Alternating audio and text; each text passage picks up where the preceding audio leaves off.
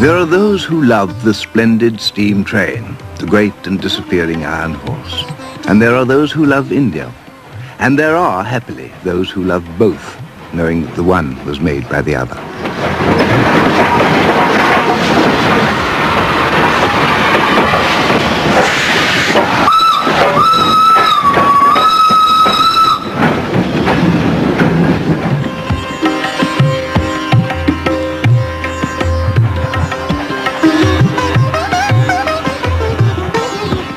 To all romantic amateurs of the history that runs on rails and that which stands changelessly since the days of the Moguls, this is an affectionate salam to the past that created the present.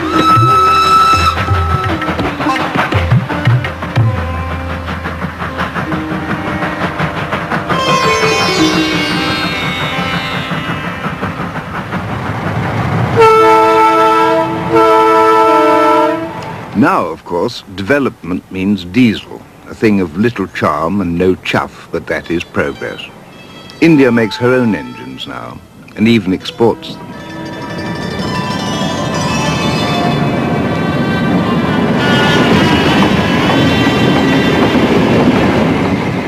Urban India couldn't live without its railways. Imagine a commuter traffic into one Bombay station alone of nearly 1.5 million a day. A rush-hour train every 3 minutes, each with 4,000 people aboard, or almost aboard, all packed so tight it's almost impossible to pick a pocket.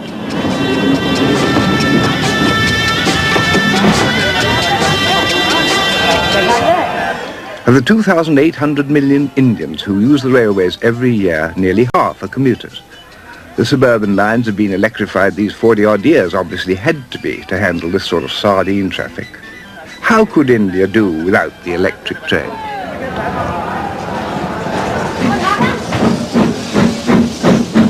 Well, in many places, luckily, it does. The Puffing Billy is still the workhorse of the countryside and of the hills. And its lover, historian and defender of the faith is a dedicated English zealot whose life's purpose now is the preservation of the great Indian steam train in a permanent museum in Delhi. His name is Mike Sato. The first railway that I can recall ever turning me on was the Mataran Railway. I think that's one of the most exciting little railways, built most improbably, very little known by anyone outside India, but it stems from the early days of this century. It's the only link with Mataran and the outside world, and it represents a technical achievement of some magnitude, even though the scale is small. I think a very good historical relic of the sort of technical ingenuity that was being practiced in the late 19th century.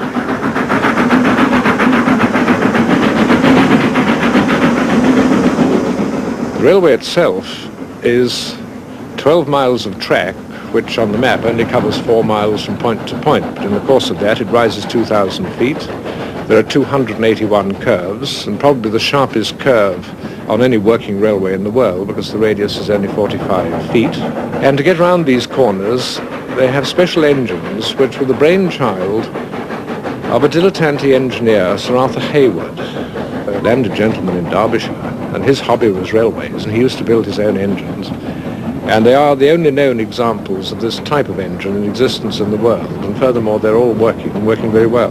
There are 4 steam engines on this railway which, since 1907, have been hauling the trains up and lowering them down outwardly rather conventional engines, but inwardly rather complicated and very novel engines, which must be a full justification for the design which went into them on a landed estate in Derbyshire.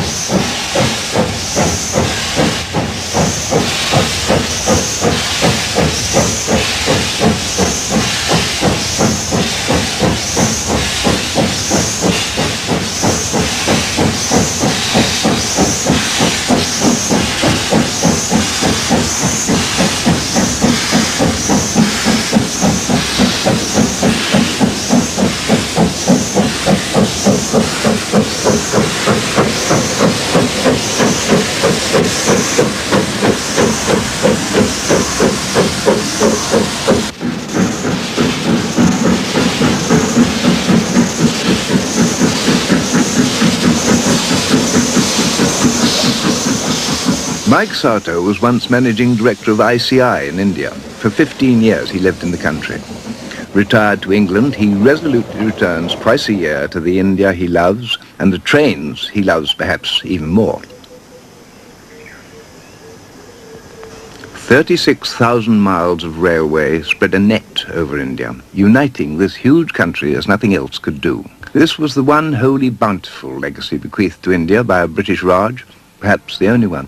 It all began in Bombay, and its memorial and temple is Victoria Terminus.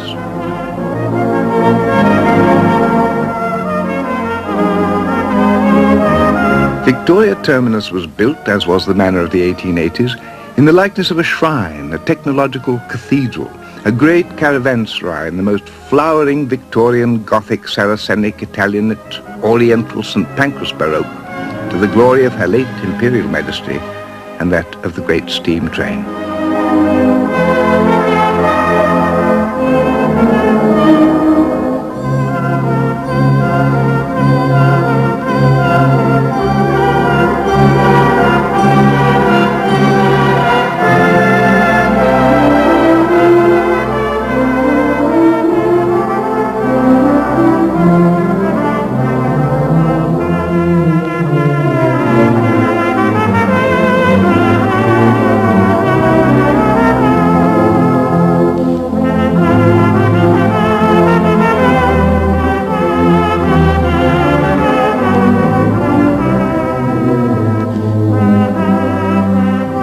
So the British bequeathed to India the trains and the stations and the currency of a common language, and you might say a touch of the class system too, though India had hardly need of that.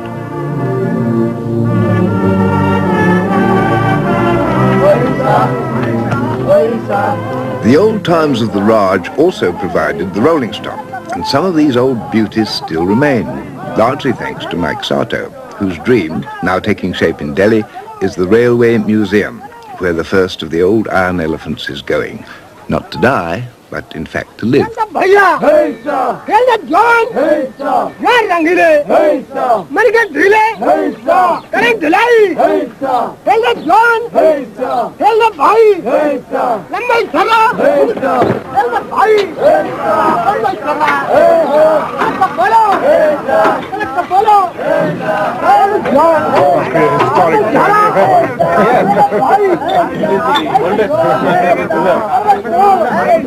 Did you manage to get the boiler examination done before it came? Yes. At Upper Chandasi? What's it like? It is very good. Is it? We have got it tested. So that means really we've only got minor repairs like the front spring pins and things to do. Yes, only minor repairs. And you've been running over? Yes. Everything. Fairy Queen is only the first of our exhibits. There are hundreds more to come. When the museum's finished, it should be the most comprehensive, perhaps one of the largest in the world.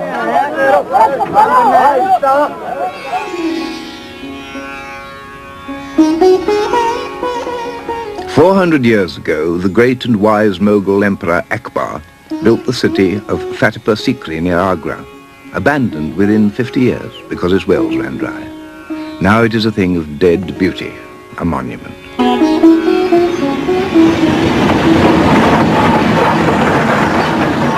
I want to see India's industrial heritage preserved as well as her monuments.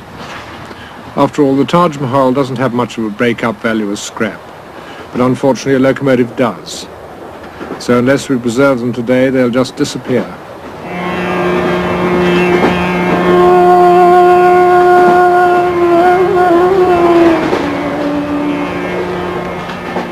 My wife Peggy, of course, had rather different interests from mine.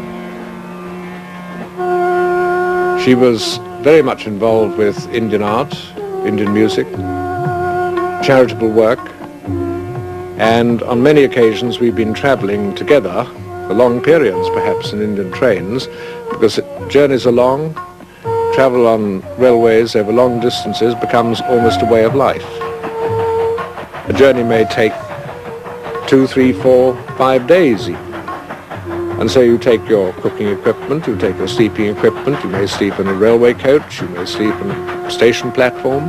Life goes on, and in the course of it, you ultimately move across the subcontinent.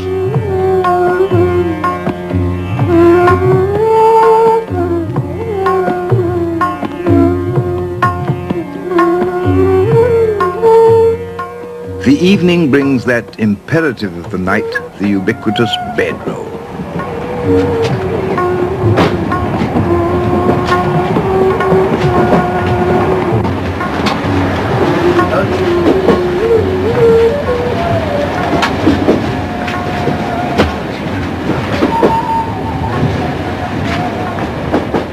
The bedroll, turning up each evening.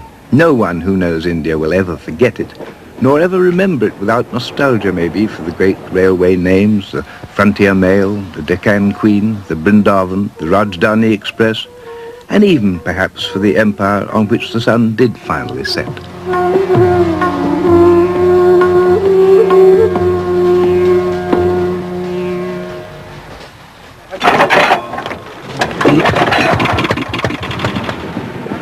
One of the interesting things about the research work and the investigation work that I've been doing for this museum has been the need to go off into all sorts of very remote corners of India. The Rajasthan desert, for example, held out the prospect of finding a special class of 5 locomotives. I had reason to believe that some of the engines that were there had now disappeared or were laid aside, so I wanted to go and investigate for myself what in fact was still working there. What a place is India for the engineer. Not only huge, but hostile. Rivers to be bridged, jungles to be cut, mountains to be tunneled. Nothing is easy in India, but it gets done.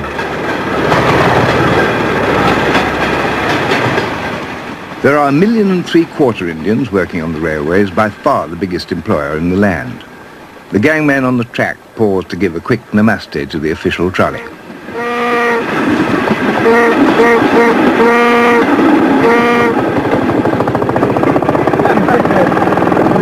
We have to give them, they have priority.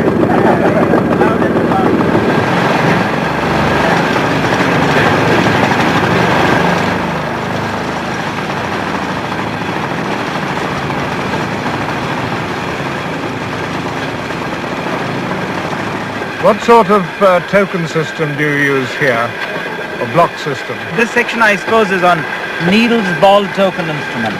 That's a small token instrument. I'll show you at the next station. And that instrument is lock and block. You see, if it cannot be operated by simultaneous coordination of the 2 station masters. I see. And not more than 1 token can be taken out from one end. So only one driver can have a token? Yes. The signal system works with some elaboration. The pointsman takes the token from the trolley. He then inserts it in the signal. He takes the key, approaches the lever, and pulls it. The points then change. The pointsman runs over to the point and locks it.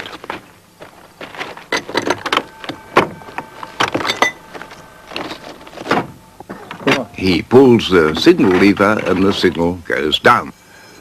This wonderful rigmarole not only fulfills the Indian love of complication, it's also safe. These are the gangmen, you know, who maintain the track. Typical Rajasthan gang. Yeah, it's You Mr. wouldn't have to Bijlani's ask men. anybody if you looked out of the window. Mr. Bijlani's men. You see, they are belonging to a particular Rawat tribe, Yes. which used to be in olden days criminals. Were they? So Yes. you've tamed Before the them. railways came into being. After the railways have come into being, we have reformed them. I went out into the Kumblighat section on a single meter gauge line, and for working the heavy mineral trains, special engines were built in 1929, and they've been working there ever since. One engine on the front, one engine on the back. And since 1929, these 5 engines have been shouldering this massive task of moving the tonnage of freight up this incline, and are still in fighting fettle.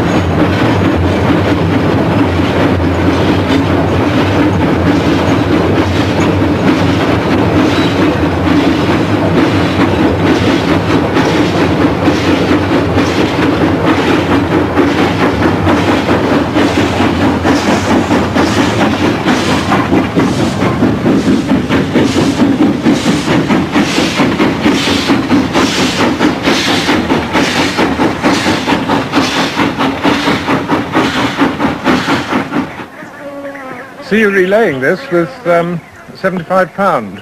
Yes, we have relayed this track only about 3 years ago. Yeah. Does this old stuff Yes, have that it is here? the stack. That is the Huh? stack. That's Oh, look at it. Have a look. Have a look. I'll say it's old. Come here, look. What's this? Got rolling marks on it. These are 1887. These are older than anything I've got in the museum so far. I didn't know that. Yes, they are. I'd like some of these.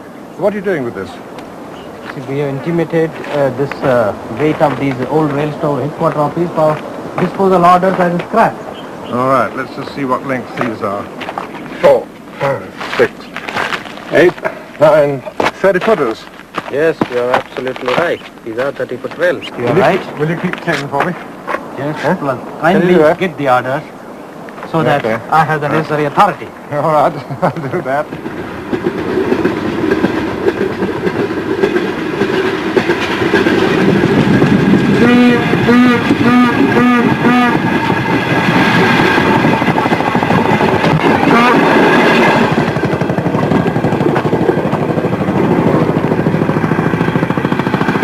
The Indian railways are an enormous absorbent of labour, the one commodity perhaps of which the nation is never short. They are as hierarchical as India itself. There are those who are saluted, and there are those who salute.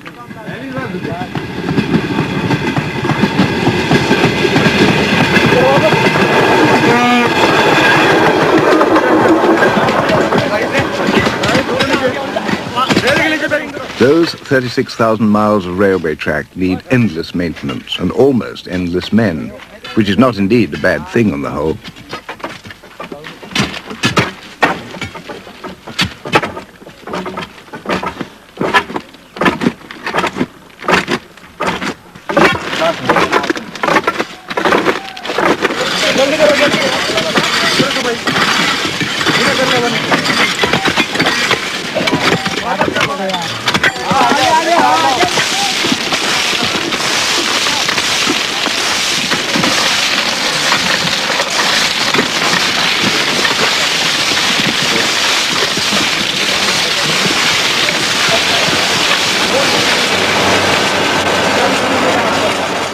But this immense system of communications needs all manner of men, all manner of skills and crafts and backroom techniques.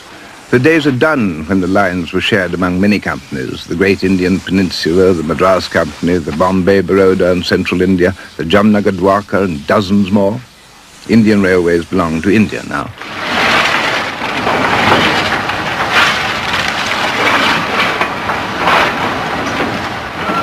An awful lot of it still depends on that good old fossil fuel coal. And a good thing too, since India has quite a lot of coal and not much oil. And coal is comparatively cheap and oil is ferociously dear.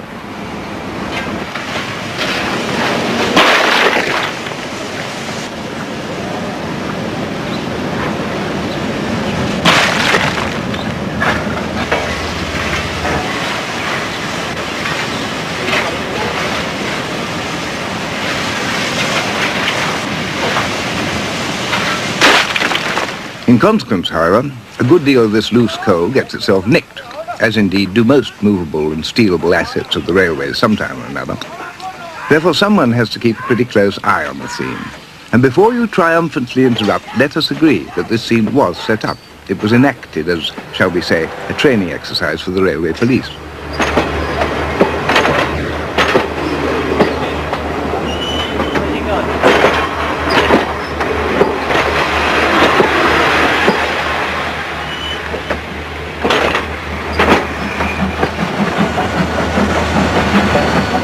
The great advantage of the steam engine is that it's very cheap to build, it's very reliable, and it can be maintained by more or less anyone. The steam locomotive is a labour-intensive machine compared with the diesel or the electric. But on the other hand, labour is available in India and is very well versed in maintaining the steam engine. They have, of course, to go to training schools to learn the complications of the modern systems. Any indication on the signal post. Now, sometimes this signal becomes defective. That time, the driver or the motorman is authorized by the station master to pass that signal by written authority, which on our Western Railway is prescribed on Form T88B. Second signal under this system of working is semi-automatic stop signal.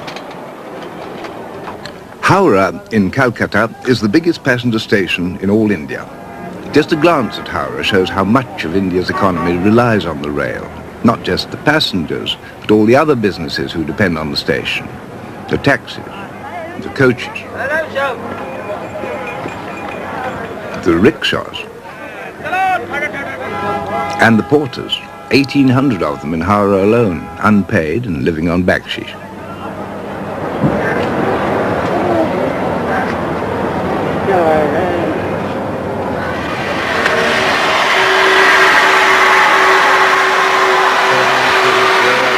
But still, it's the ironmongery of this great business that absorbs Mike Sato. The locomotives, their hisses and snorts to be recorded here and recollected in tranquility.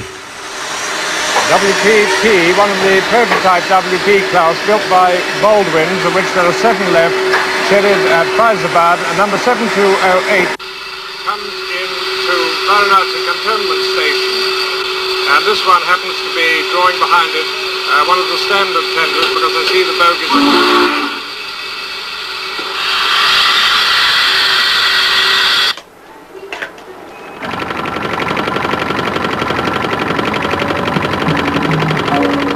Udaipur was once a princely state of great prestige and renown.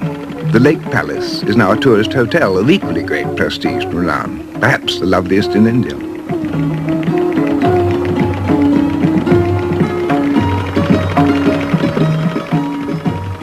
There in the middle of the Pichola Lake in an unspoiled town with the Dhobi Ghats coming down to the water's edge, you would think you had everything.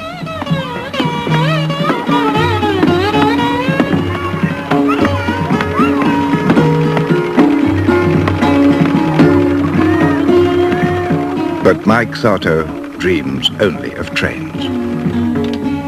Ram Kumar, the curator of the museum, had only recently been appointed, and there's much to show him. You can't learn everything by just looking into dusty files. I took him around with me on several visits. One of the more exciting ones, I think, from his point of view, was the monorail at Patiala. But there's the engine shed, and the track coming in here, and another track over there. Here's the remains of one of the passenger coaches, and here is Colonel Bowles' saloon, with some of the original paintwork and lining on it, so we can get all that. And then up at the front here we've got the engines. Let's go and have a look at those for a start. This one's very good, but unfortunately the boiler's missing off this one, and I can't find it anywhere at all. They're in splendid condition, you know, because these things haven't worked for 47 years. We've even got the original lettering on the side of these things. What is this PSMT? It's the Patiala State Monorail Trainway. What is the history of this monorail? Well, it was built in 1907 for the Maharaja by Colonel Bowles, and it ran for 20 years, came into this engine shed, never ran again. All that's happened is the rails have been buried by wind-borne dust, trees have grown up round the track over there between two wagons. But apart from that, the climate's so good, you see, that everything has been preserved very well indeed. You see, the principle of this monorail was for temporary light railways for building factories, moving materials about on construction sites. And they were never in one place for more than about 1 month. And it didn't really matter what the condition of the ground was like. You see, it only had the one rail under the centre, and the weight was about 90% on the rail, 10% on this wheel, which ran on the road to steady it. But after 20 years going over the same track, it got into a fair amount of difficulty because of the grooves worn by the iron wheel here. Are there any such other systems in other countries? Not this system. This system was only used in India. The engines, these engines themselves, came from Berlin. They're Ornstein and Koppel.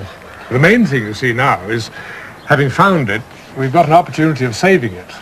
I don't mind how long it takes to get it put back into working order. The important thing is that anything as historic as this just should not be cut up and sold for scrap. But you know, if we could get this thing to Delhi, lay a bit of this track, because there obviously is still plenty of track in the yard here. If we could do that, this would be an absolute winner. It really would.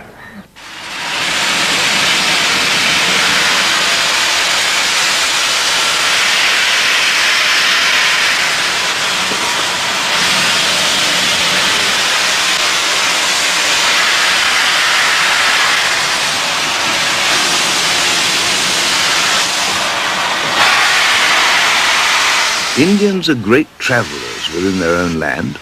Some of them, you'd think they almost lived on trains. The vast bulk of them travel hard, third class, for hours and hours and days and days.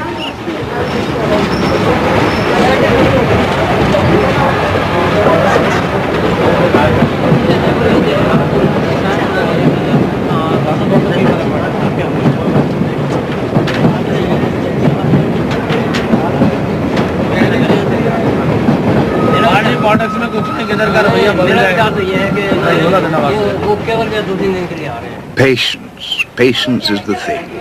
And no one has more of that than the Indians. We shall arrive sometime, somewhere. We always do.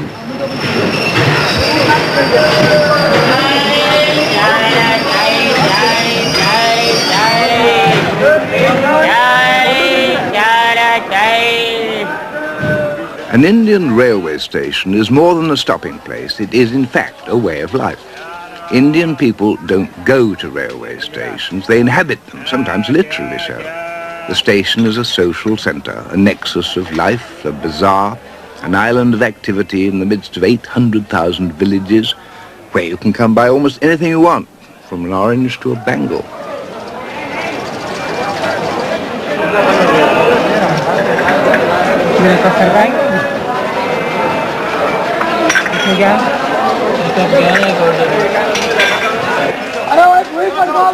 It may be a couple of days or 3 before your train is due, so what can be the hurry?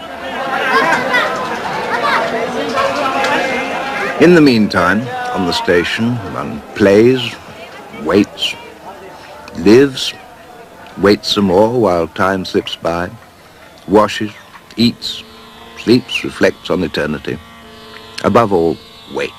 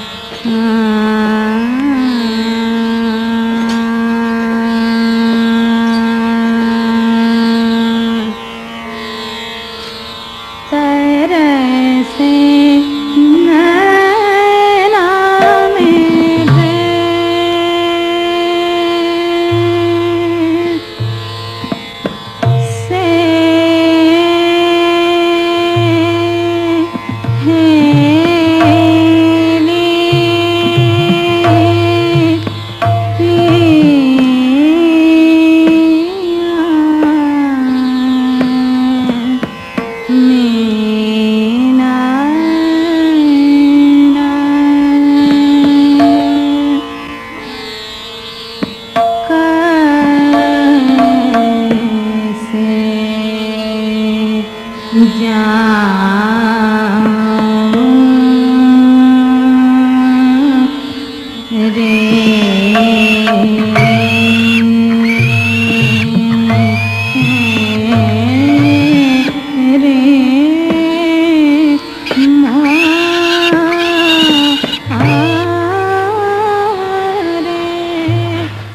on the track there are pickings to be made.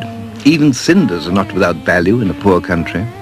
And Indian railway values and economics are not to be judged by Western standards. Of course, there are hundreds and thousands of ticketless travellers every day. The railways tolerate them. What else could they do?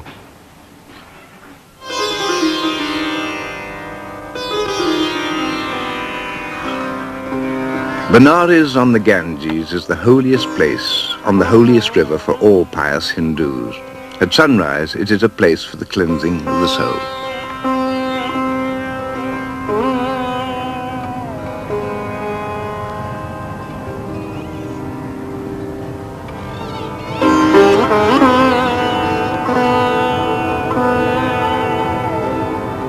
Yet this peculiarly sacred place is one of the major centres of the Indian Railways. Most of the pilgrims come to Benares by train, after all, from all over India to this especially hallowed riverside, where one washes away one's spiritual impurities in the Ganges, though perhaps acquiring a few physical ones in the process.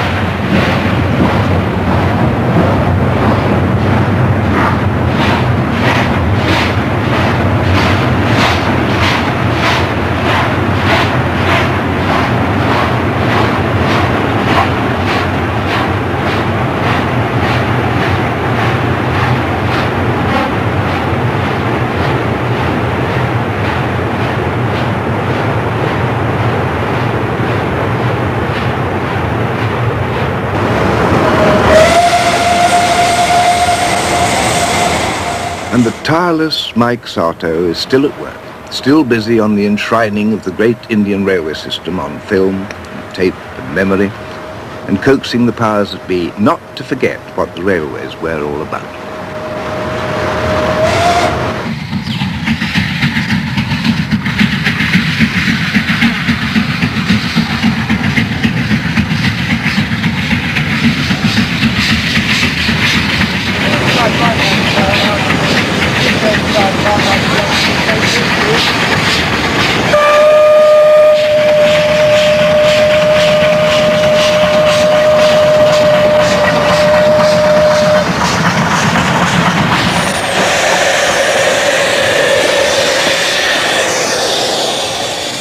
All over India one finds, amongst the great family of railwaymen, the generosity and kindness which has been so much a tradition of railwaymen. You find drivers who will invite you onto their footplate and quite frequently extend that hospitality beyond that of the footplate and even into their own homes. How do you do? And The master? he is my eldest son, Eldest son? Narayan Kishore Sharma. Middle one, Navneet Kishore Sharma. Third one is Amraj Sharma. And myself is Good. KK Sharma. Please now take Thank you your very seats. much. Thank you. So,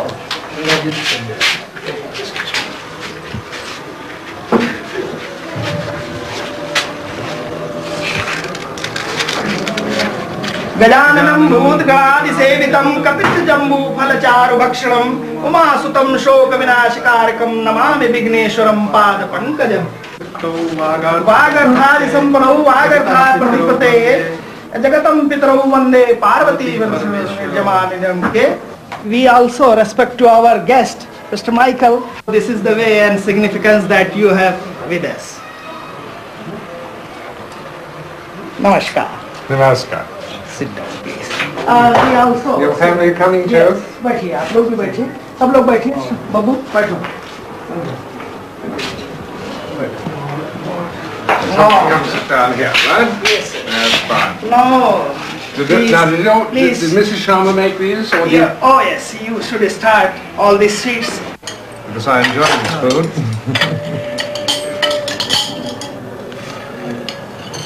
It's very, very kind of you to ask me to this festival, because I've never been inside a family house during a Diwali festival before. And this is really the Hindu New Year. Yes, New Hindu Yes, Year. New Hindu so Year, we have everything we start today.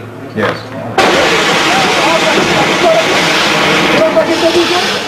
Diwali is in fact the autumn festival of lights, when every Hindu home is aglow in honor of the coronation of Rama, the god king, or the king god, who could possibly know after 2,000 years. It's dedicated to Lakshmi, goddess of prosperity, so every little lamp and light is auspicious for both this world and the next.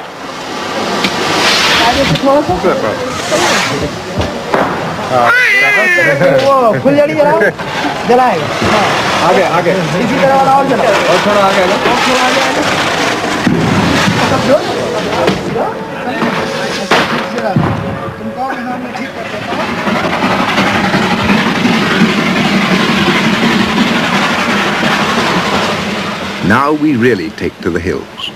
This is what the true railway buffs all wait for, the famous Darjeeling Himalaya Railway.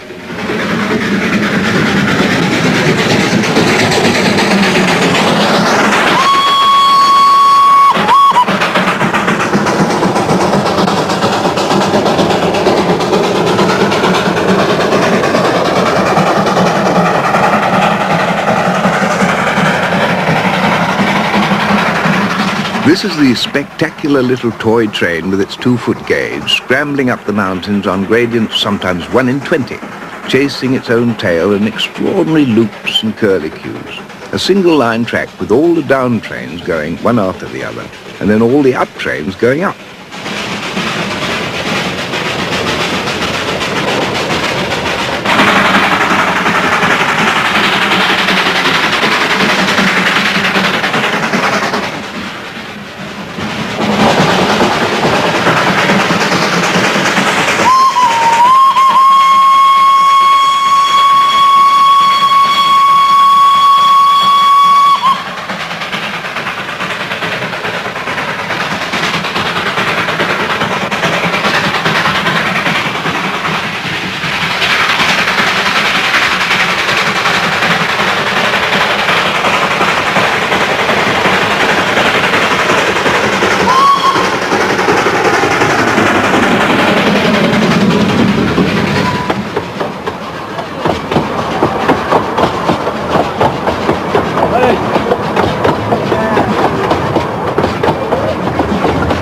Sometimes the track is too steep even to go in loops, so the train has to reverse itself onto a new level, while the one 5 minutes behind busily pursues it.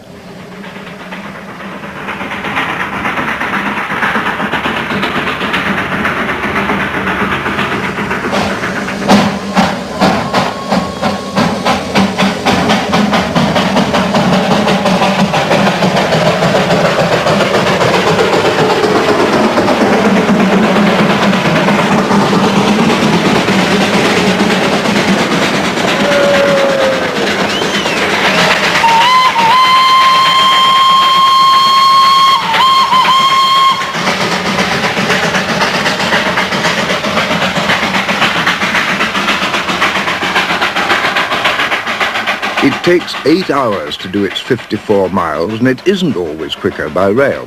Not when you can hop off at one side of the loop and hop back again on the other. You learn these techniques only through experience.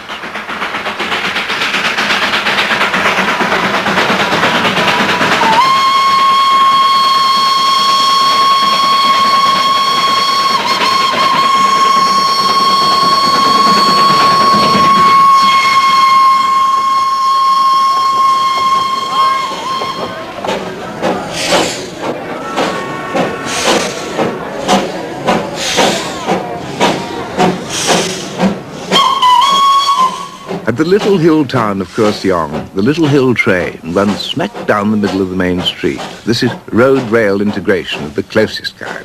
For a while, the train is a tram. For all little hill towns, the train is an event, an occasion. It is the train that links these remote places with everywhere else.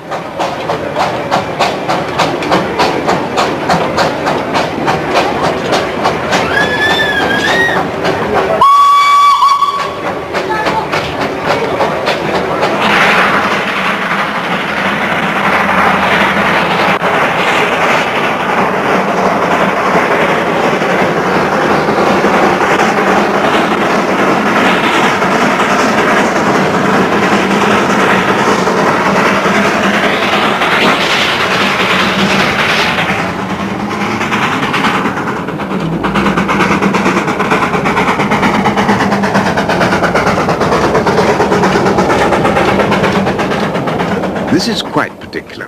For Mike Sato, a special little train, as befits a specialist. An observation coach for the #1 connoisseur of all Indian trains, and the Himalayan toy train in particular. How many of the B-class engines are still working? All 25 of them are 25, working. they're all working. And online we have 16 of them.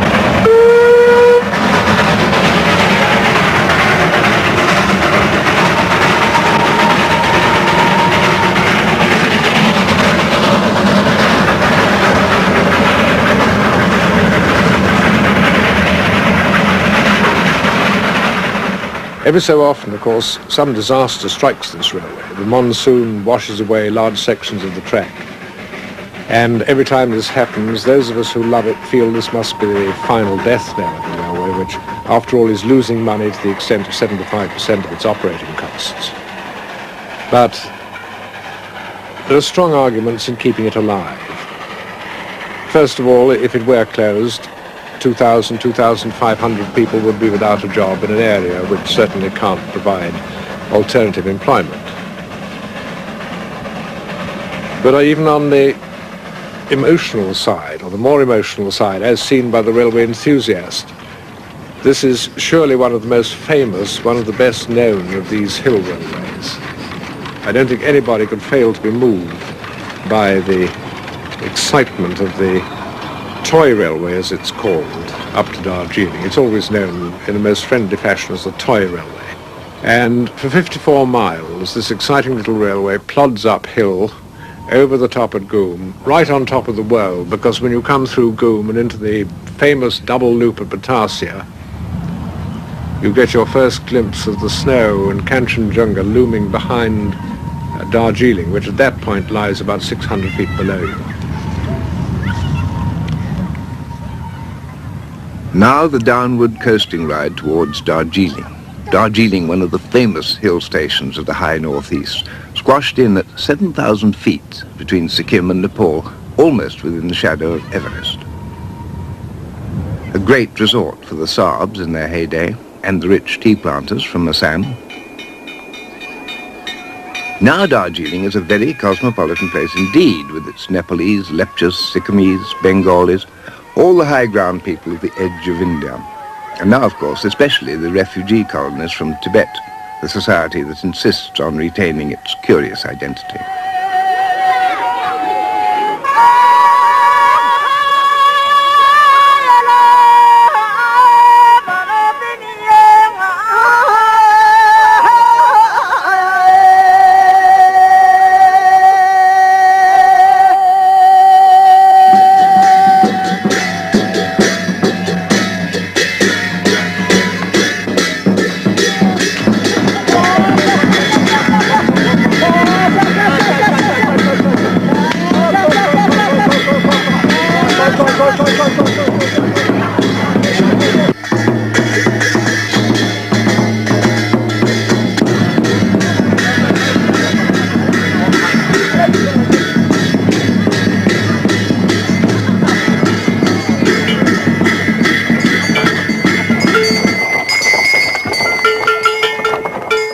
It is possible to find parts of India that aren't within a bullock cart's ride of a railway line, but it isn't easy.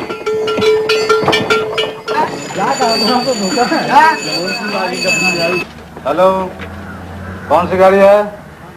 अच्छा, हम जा रहे हैं बंद करने के लिए. India is so big, so various, 15 recognized languages and uncountable dialects, which could well have been a great balkanized confusion had the railways not, in their long, lumbering way, united it. Wherever you are in India, when the train comes, everything stops for the train.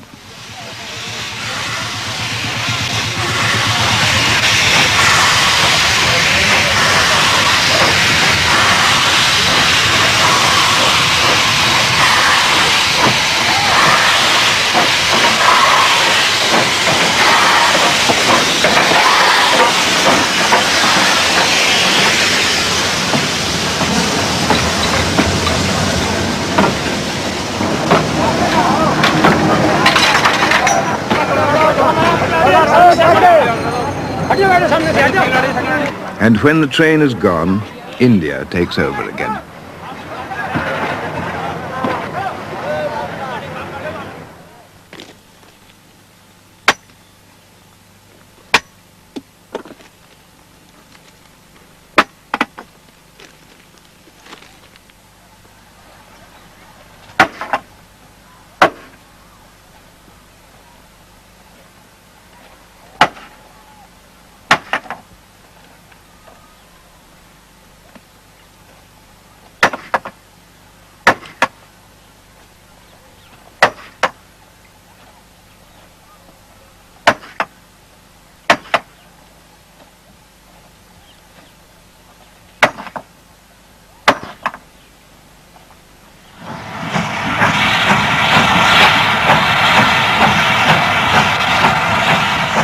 It isn't very beautiful, really, but it is beautiful. And because it's part of life, it isn't immortal.